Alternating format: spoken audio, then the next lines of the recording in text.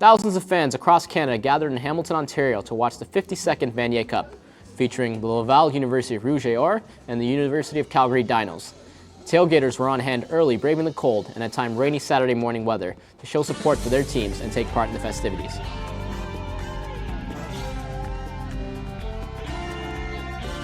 I'm Nathan Vaz, and this is a special edition of Hardball. For the first time ever, Centennial College was live at the Vanier Cup, which features Canada's top university football teams. This year, it was 8-time champion top seed Laval taking on the 5-time champion Dinos. Here's Hardball's Colin Edwards, who caught up with families from both of the teams before the big game. Obviously, you're Laval fans, but why are you Laval fans? What's your connection to the school? This guy right here. This guy. All you guys family? Yeah. Family and friends? Oh, we're from Quebec. I've been a Laval fan since I'm 7, since I've been old enough to go to the games. So what position does he play? And what year is he in? His 4th year. He's a defenseman. Edward, my son, Bernice, his nephew, my brother, sister, my brother, friend, all family. We're all the. Was he around for the 2013 championship? Yes, then? he was when they won. What was that experience like for him? Great. And you guys. Great, and that's what we're going to repeat today. Yeah, woohoo! Yeah, he was a winner. He won Team Canada. He won. He went in Team World, and he won the Vanier Cup. Yeah. So awesome that there's great cup festivities going on. We have a former Dinos third-string quarterback for Calgary playing tomorrow too. So exciting weekend. You guys faced these guys in 2013. We sure did. Our son was out there.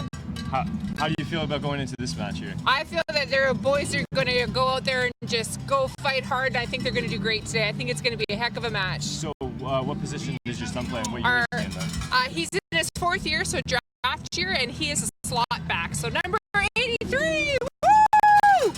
What's his hopes going forward then in his football career? He would love to get drafted this year. Of course, he's been working hard for about 6 to 8 years for this. So yeah, big year for him, big season. Well, I hope he does well. Thank you. Thanks, Colin.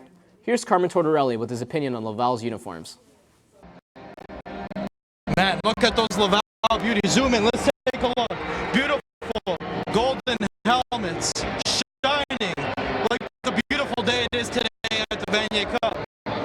White jersey with a bit of red, and look at those pants. Red with a bit of black on the shins. Nothing says more than intimidating when it comes to the Laval Rouge et Or.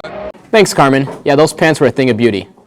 Prior to the game, Adam Dara and Andrew Holland had this to say about the matchup. You're not dreaming, folks. We're here today live at the 2016 edition of the Vanier Cup. My name is Adam Dara, joined today by Andrew Holland and the rest of our team here at Hardball. Today's matchup features the top-ranked Laval University Rouge et Or, who face off against the number 6th-ranked Calgary Dinos. It's the 5th time in less than a decade that the two teams have met in the playoffs, with Laval winning all 5.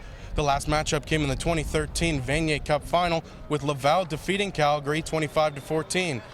Both teams are making their 10th Vanier Cup appearance, with Laval looking to win their record 9th title, Calgary looking to win their 5th and their 1st since 1995. Back to you, Nathan. In the rematch from the 2013 final, the Rouge et Or were looking for history to repeat itself and add a 9th Vanier Cup to their collection. The Dinos, who haven't beaten Laval in postseason play this decade, haven't won the Cup since 1995. Out of the gate, it was clear that they were determined to break the streak, and on the first play of the game, the Dinos came romping. Off the snap, Underdall's squad didn't waste any time and got on the scoreboard early.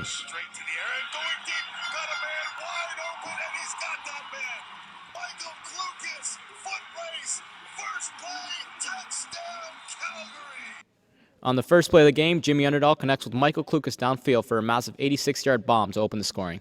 The Dinos would miss the extra point to go up 6-0. Still in the first, Dinos up 14-7. Vincent Desjardins takes down Underdall, who'd just come back from a knee injury. Underdall went down and did not return. Calgary was up 70-10 at the break. Here's what the Hardball crew had to say at the half. Second half is about to get going behind us here at Tim Hortons Field in Hamilton, the Vanier Cup. Carmen, what do you think were the keys to that first half of Calgary's play? Well, the Dinos set the tone very early on in the very first play of the game when Jimmy Underdall threw it to Michael Klukas for an 86-yard touchdown.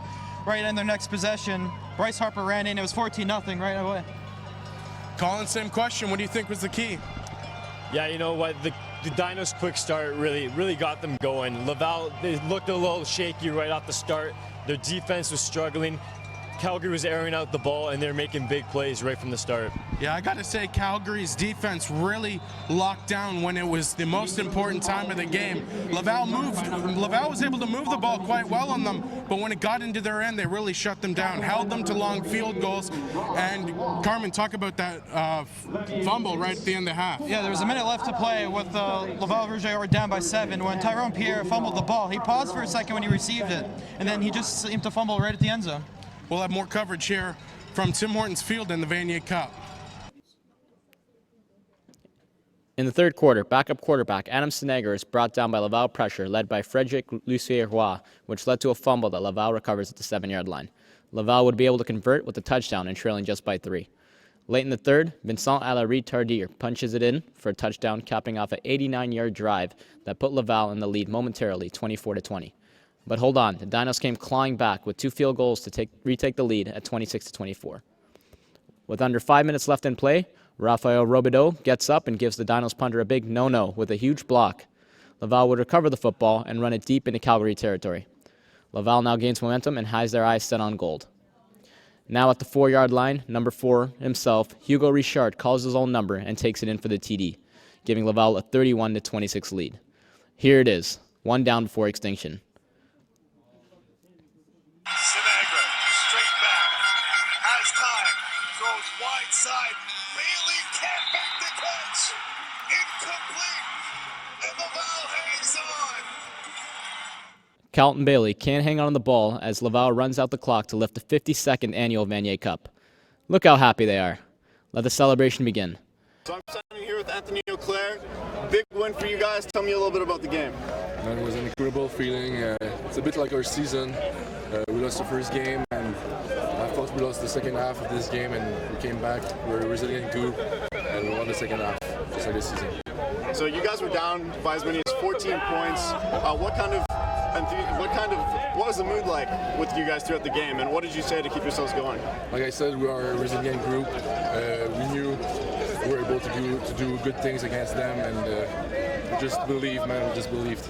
And so you had 70 receiving yards and a touchdown. Talk a little bit about your own personal performance. I think it's the greatest game I've ever played, so I'm really happy right now. All right, awesome. Thank you guys so much. Anthony Auclair, congratulations. Thank you. And have fun with your team, man. Yes, thank you.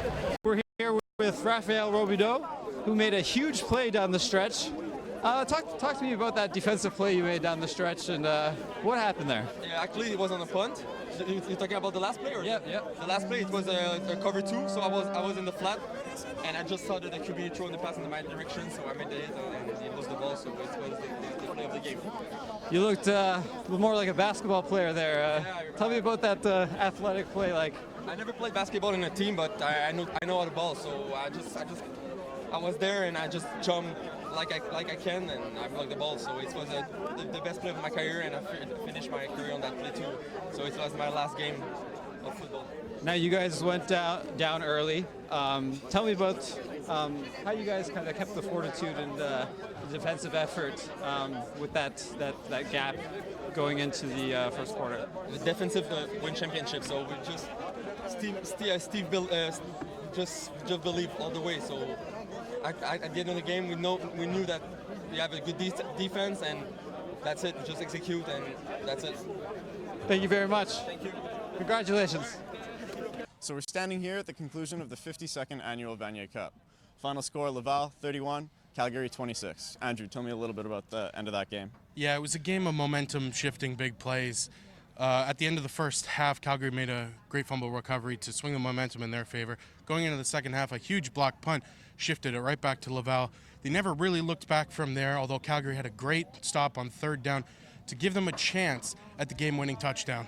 Yeah, certainly it was a great game, momentum going back and forth. Ultimately, though, Calgary could not finish up, could not convert that third down, and Laval managed to hold on in what was a great football game. It was the best Canadian college football game I've ever seen. I think that's all you can really say about the end of this one. I would have to agree with you on that one, Andrew. Again, this has been Adam Dara and Andrew Holland signing off for Hardball. Thanks, guys. That was really great coverage of the Vanier Cup. Now let's go to John with what you missed. Here's what you missed from the sidelines of the Vanier Cup. Tailgates and pregame events were available as supporters and families arrived at Tim Hortons Field. We can see fans are showing their colors, but attendance at the pregame was not what many would expect from a tailgate. Attendance was expected as was 10,000, and U Sports CEO Graham Brown says he is disappointed but will continue to promote the game for next year. But by the kickoff celebrations, the crowd was of mainly Laval supporters and Calgary fans cheered on their team. It was a good weekend for football as the Rouge et Or came from behind to win, and Laval fans could not be happier. It was emotional for both sides as it meant the conclusion of the 2016 season. For Laval, it was time to celebrate. That's what you missed from the Vanier Cup. Thanks, John. On behalf of the crew here at Hardball, we'd like to thank everyone who has been part of the Vanier Cup coverage. Without you, none of this would have been possible.